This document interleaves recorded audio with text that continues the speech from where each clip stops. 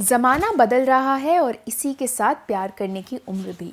और शायद इसलिए पिछले कुछ सालों में कई कोर्ट्स के सामने ऐसे मामले आए हैं जहां लड़की चाहे 16-17 साल की है और लड़का 19 से 20 या उससे ज़्यादा उम्र का है, और इन लड़कों के खिलाफ protection of children against sexual offences act यानी कि पॉक्सो एक्ट का केस दर्ज करने के बाद ये सामने आया है कि दोनों ने आपसी सहमति से संबंध बनाए थे। लेकिन इस कानून के अंदर 18 साल से कम उम्र के बच्चे की या लड़के या लड़की की सहमति को वैलिड नहीं माना जाता। ऐसे में कोर्ट आखिर करे तो क्या करे?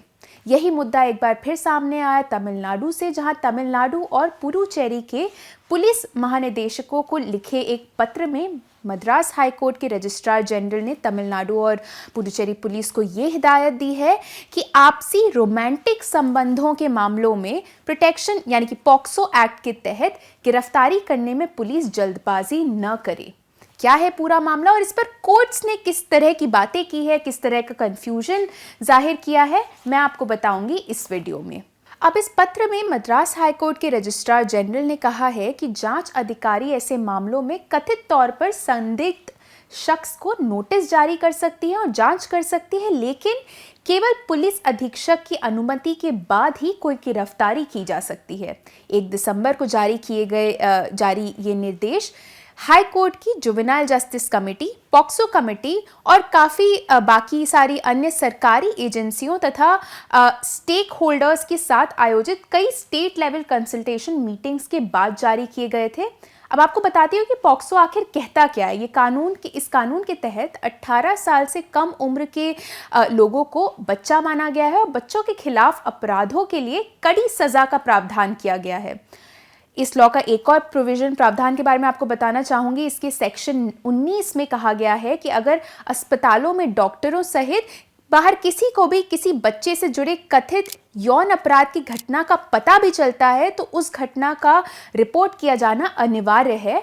इसके लिए नाबालिग की सहमति होना भी ज़रूरी नहीं है।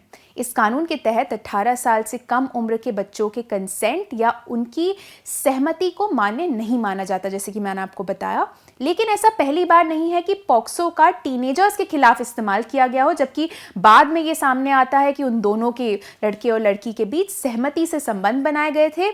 जनवरी 2021 में ऐसा एक मामला सामने आया था मद्रास हाईकोर्ट के सामने, जिसने ये कहा था कि पॉक्सो का उद्देश्य, मद्रास हाईकोर्ट ने उस समय कहा था कि पॉक्सो का उद्देश्य उन मामलों को कवर करना नहीं है जहां टीनेजर्स रोमांटिक संबंधों में शामिल हों, और इसके साथ कोर्ट ने यह सुझाव दिया था कि ऐसे मामलों को बाहर करने के लिए, ऐसे मामलों को इस कानून से बाहर करने के लिए इस कानून में अमेंडमेंट किया जाना चाहिए।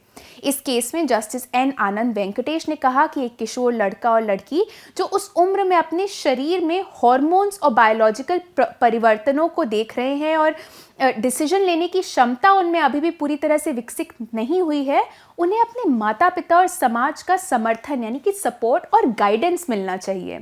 इस केस में कोर्ट के सामने पिटिशन, आपको बता दूं काफ़ी दिलचस्प फैक्ट्स हैं इस केस की। इसमें पिटिशन जो थी वो एक माँ और इसकी बेटी ने फाइल की थी। उन दोनों ने ये गुहार लगाई थी कि इंद्रन नाम के लड़के के खिलाफ फाइल की गई किडनैपिंग और पॉक्सो की एफआईआर को रद्द किया जाए। एफआईआर किसने फाइल की थी? इन माँ यानी कि इस केस की पिटिशनर के नाम पे ही कंप्लेंट फाइल हुई थी, उनके कहने पर एफआईआर फाइल हुई थी। लेकिन अब इंद्रन ने कोर्ट को यह बताया कि दरअसल नाबालिग लड़की जो थी, इन पिटिशनर की बेटी, उन्होंने ही भागकर शादी करने पर जोर दिया था।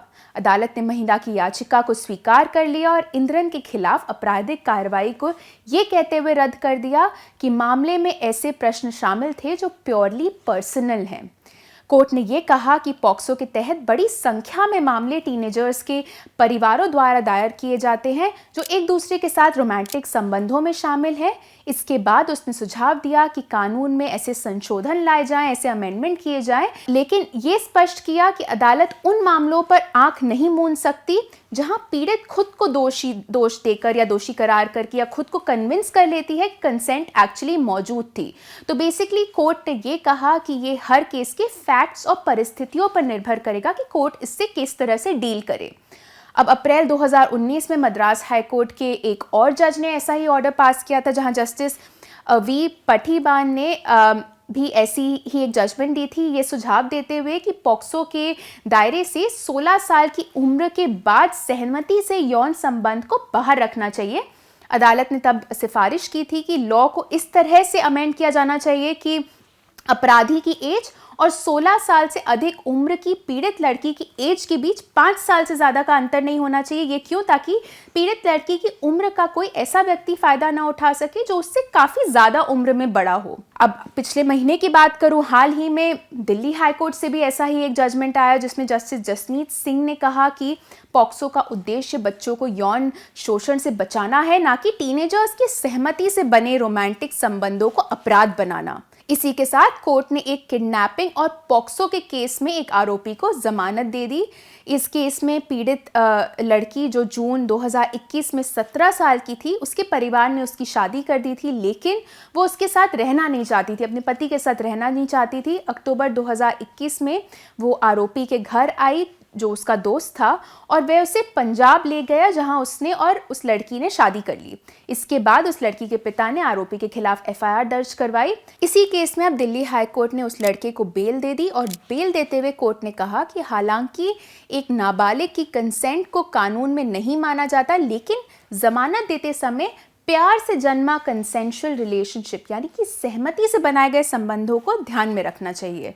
तो जैसे कि मैंने आपको बताया, ये टीनेजर्स के खिलाफ दर्ज पॉक्सो के मामले पहली बार सामने नहीं आए, लेकिन तमिलनाडु में जारी किया गया ये आदेश, इसको किस तरह से लागू किया जाएगा आगे चलकर, ये अब देखने की बात है। द प्रिंट के लिए मैं अपूर्वा मंधानी। ऐसे और वीडियोस देखने के लिए हमारे यूट्यूब चैनल को ज़रूर सब्सक्राइब करें और हमें ट्विटर, इंस्टाग्राम और फेसबुक पर फॉलो करें।